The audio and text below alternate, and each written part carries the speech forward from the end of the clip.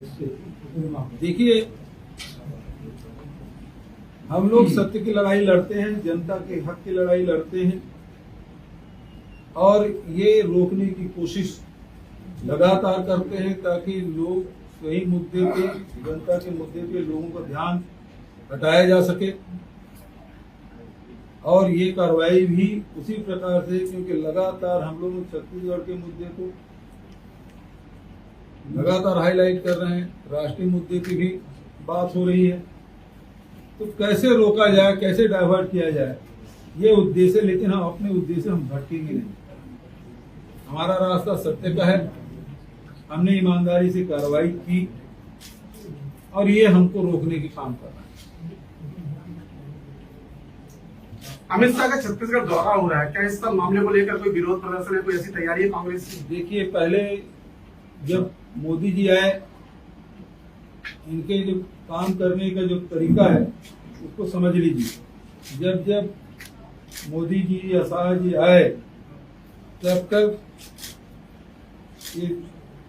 CBI, ED, इसका पहले एक दौरा हो जाता है।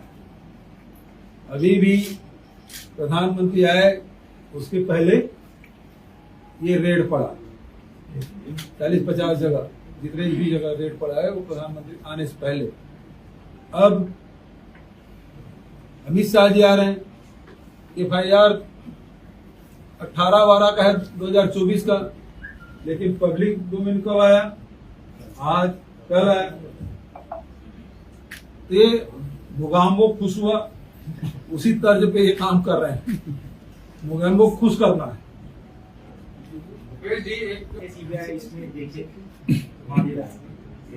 हाँ, सबसे पहली बात तो ये है कि भारत सरकार ये बताए कि इलीगल है कि इलीगल है।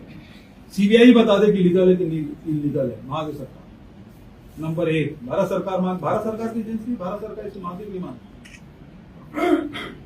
यदि लीगल है तो फिर प्रोटेक्शन मनी सवाल ही नहीं उठता। यदि इलीगल है तो इलीगल है, तब चल क्यों रहा है?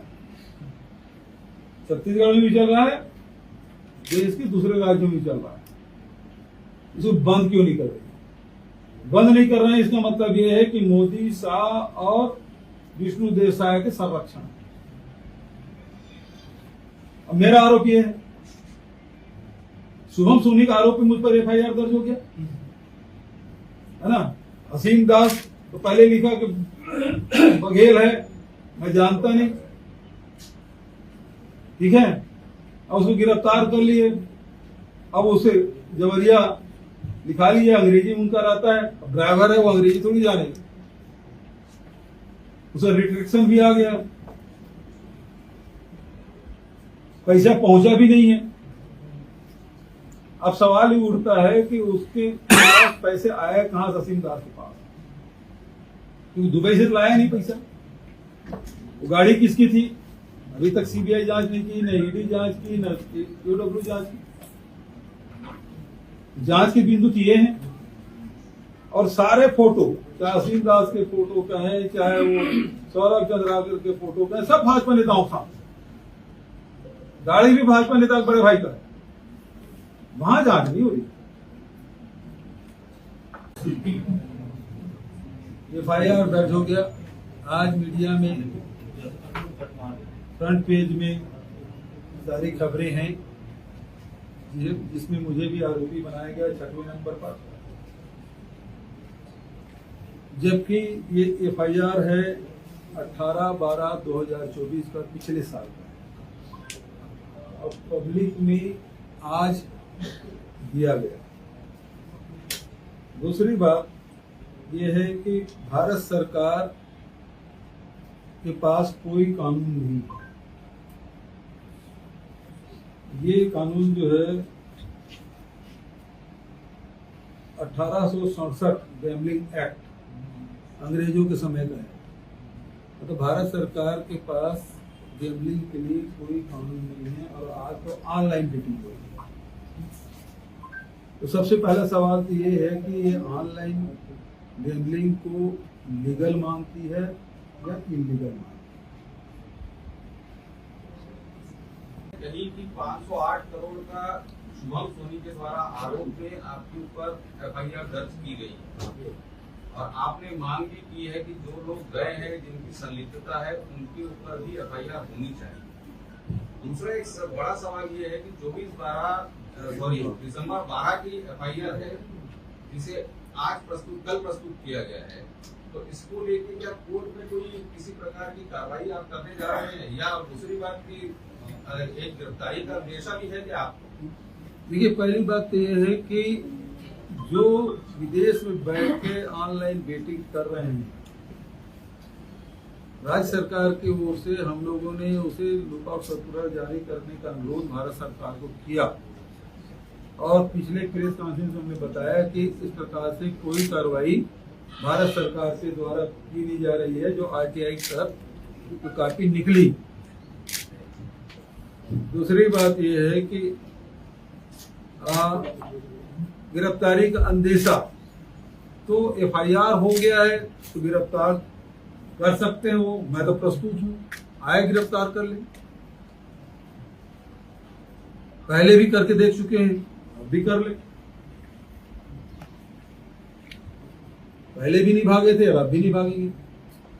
लीगल मांगती है तो प्रोटेक्शन मनी का सवाल नहीं उठता, और इलीगल है तो अभी तक चल कैसे रहा है? महादेव सट्टा अभी भी चल रहा है। अभी कुछ दिन पहले समाचार पत्रों में मैंने पढ़ा कि 40,000 करोड़ का उसमें बेट लगा है।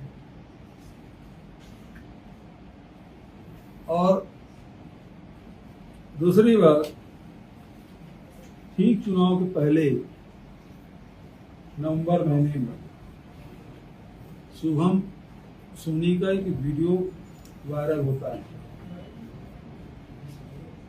पहले तो यहाँ होटल में असीम दास की गिरफ्तारी होती है और तत्काल बाद शुभम सोनी का वीडियो भाजपा के कार्यालय से जारी होता है।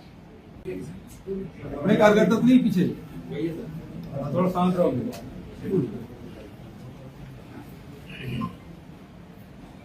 अभी पिछले दिनों की घटनाक्रम के बारे में आप सबको जानकारी है और पिछले प्रेस कॉन्फ्रेंस में भी हम लोग बता चुके हैं कि यहाँ ऑनलाइन जो सट्टा है उसके खिलाफ हम लोगों ने कार्रवाई की, खासकर महादेव सट्टा के बारे में, और उसमें लगभग 74 से अधिक एफआईआर, 200 से अधिक गिरफ्तारियाँ और 160 से अधिक गैजेट्स, मोबाइल और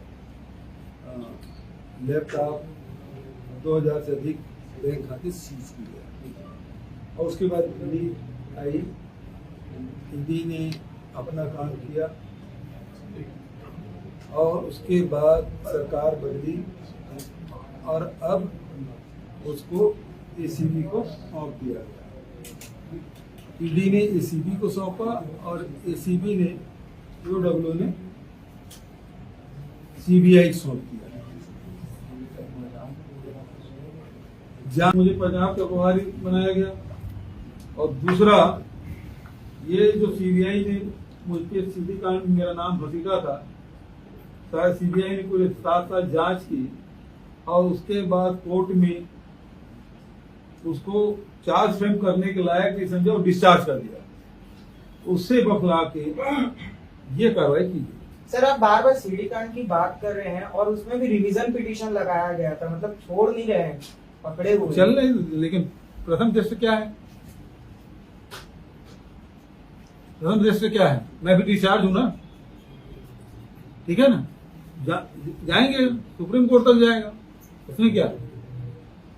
लेकिन जिस समय चार्ज फ्रेम तो लोअर कोर्ट ही करती है ना, सीबीआई कोर्ट करती है, समझ आऊंगा। सीबीआई कोर्ट ने पहले मुझे डिस्चार्ज कर दिया गया। और कोई सवाल? पत्र व्यवहार करने के बाद भी तो इसको बंद नहीं किया गया है। दूसरा, भारत में तो फेडरल कानून इस पर लागू ही नहीं है। भाई, हमारे राज्य में कानून है ना, हमने उसी तहत तो मांग की थी, उसको लुकआउट सर्कुलर जारी करने के लिए अनुरोध किया था, उसको पकड़ के लाया जाए। सौरभ चंद्र आकर रवि उत्पल को, लेकिन अचानक वो शुभम सोनी सामने आ जाता है जो मालिक बताता है अपने आप को, इसमें डायरेक्टर में कहीं नाम भी नहीं है। ठीक है, और कोई सवाल? ये लोकसभा में नहीं, अभी उसमें कोई बात नहीं, उसके लिए दिल्ली में बहुत बात हो रही है, वो लोकसभा में कर रहा है।